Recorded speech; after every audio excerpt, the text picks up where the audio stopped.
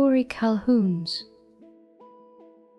small house sat at the end of a softly lit cul-de-sac where porches glowed pale and rain-slick, streets made silent rivers beneath the overcast Pennsylvania sky.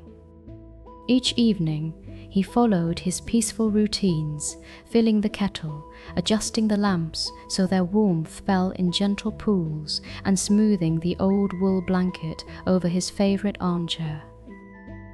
The quiet here was like a familiar melody, creaking floorboards, the distant bark of a neighbor's dog, a clock ticking in the darkened hall. On this particular night, Corey noticed the hush settling heavier than usual.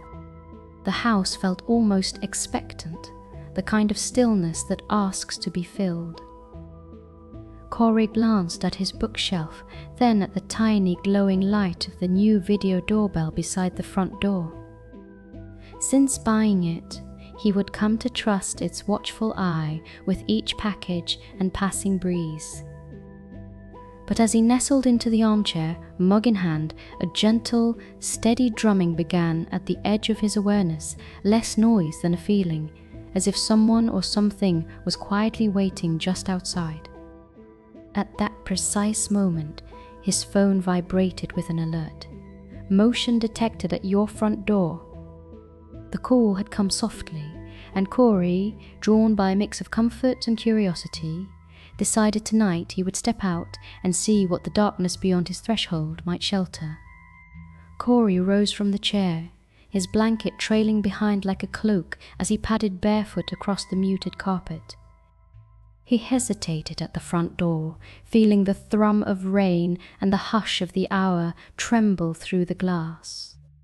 The video doorbell blinked steadily, its lens reflecting the hallways, gentle amber. He pressed his ear gently to the door. From the floorboards came only the sound of his own breathing and the faint rhythmic beat of water rolling down the gutters.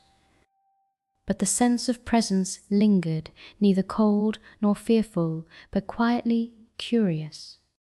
Knotting the blanket at his shoulders for courage, Corey unlocked the bolt and stepped outside. Cool, misty night air met him, tinged with the scent of rain-soaked brick and distant cut grass. The porch light cast deep, theatrical shadows across the wooden planks and railings, painting the world in blue and silver.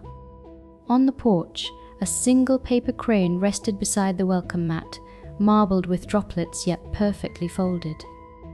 Corey knelt to examine it, feeling wonder slowly outgrow his caution. As he reached for the crane, the porch lamp flickered, once, twice. Down the walk, the shapes of hedges and lampposts seemed to blur and shift, hinting at gentle motions beneath the veneer of familiarity.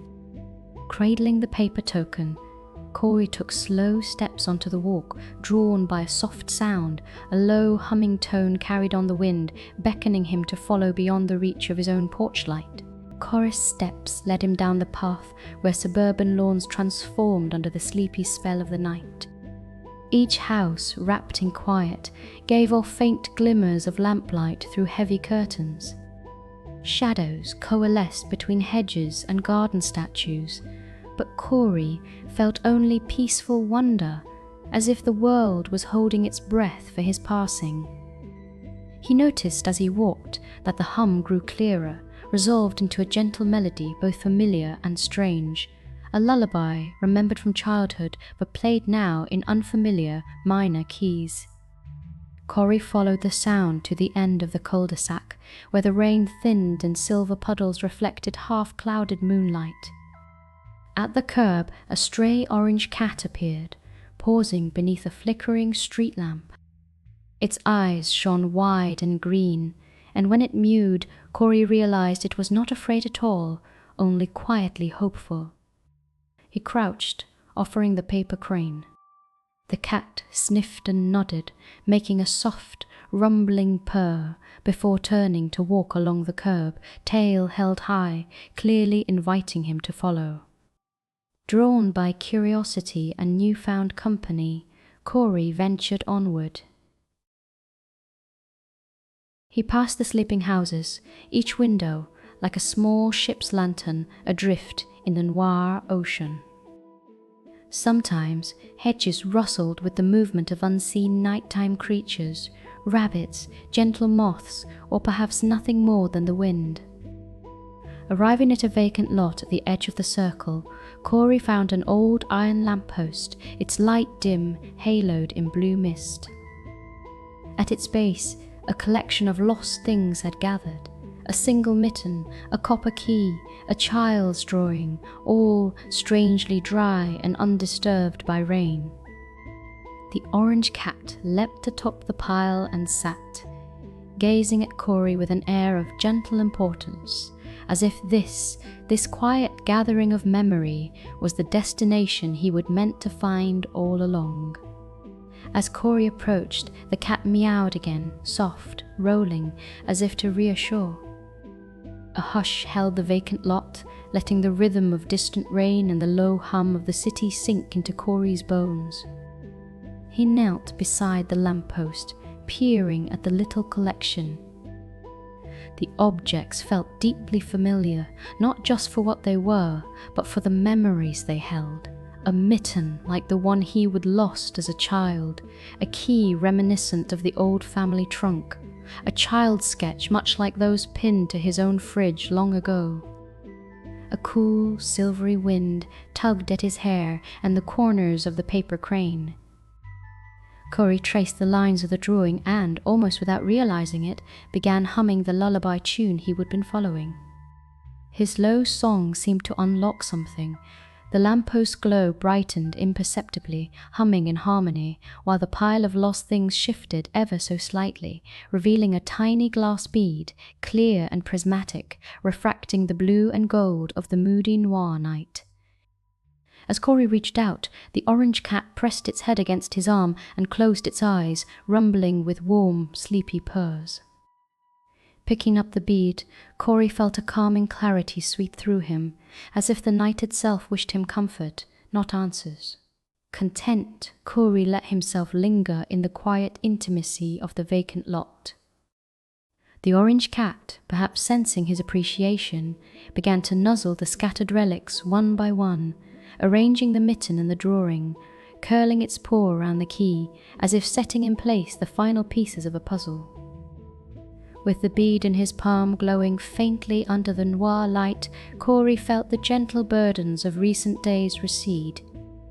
The memory of anxious, watchful nights, his fears about the noises in the hall, the apprehension at glimpsing shapes in camera feeds drifted away like curls of mist. The world here was not full of threats, but gentle secrets waiting in the shadows, promising only wonder. Overhead, clouds parted just enough for the hidden moon to throw a beam of silver down across the lot. The cat hopped down, weaving a figure eight around Corey's ankles. He laughed softly and tucked the glass bead into his pocket. He realized with a gentle surprise that he knew the way home, even in the enveloping blue dark. The houses now looked less daunting, the streetlights encouraging. The cat, satisfied, darted away among the hedges, leaving Corey gently nodding, thanks to each window and lamppost as he retraced his steps toward his own softly glowing porch. Returning along the rain-brushed sidewalk, Corey felt lighter with each step. The ordinary world shimmered after his gentle adventure. Even the night's shadows seemed softened with possibility. He paused now and then to listen for the lullaby's lingering notes, finding only the peaceful chorus of wind and rainfall. At his doorstep, Corey stopped to look at the paper crane, still miraculously intact, waiting as if to welcome him back. He brought the crane and the glass bead inside, closing the door softly behind, and placed the tiny treasures on the windowsill. The living room, quiet, safe, bathed in the glow of his favorite lamp, felt subtly transformed, richer in shadow and story. Settling back into his armchair, Corey wrapped himself again in the blanket, the weight of the glass bead a soothing reminder in his pocket. Outside, the porch light shimmered against the rain, and somewhere nearby, an orange cat likely found shelter and warmth of its own. Tonight, the mysteries and shadows outside his window no longer brought unease, but gentle wonder, the sense that every hush and every echo is a promise that the night holds only comfort, connection, and the magic we bring with us when we decide to answer its quiet call.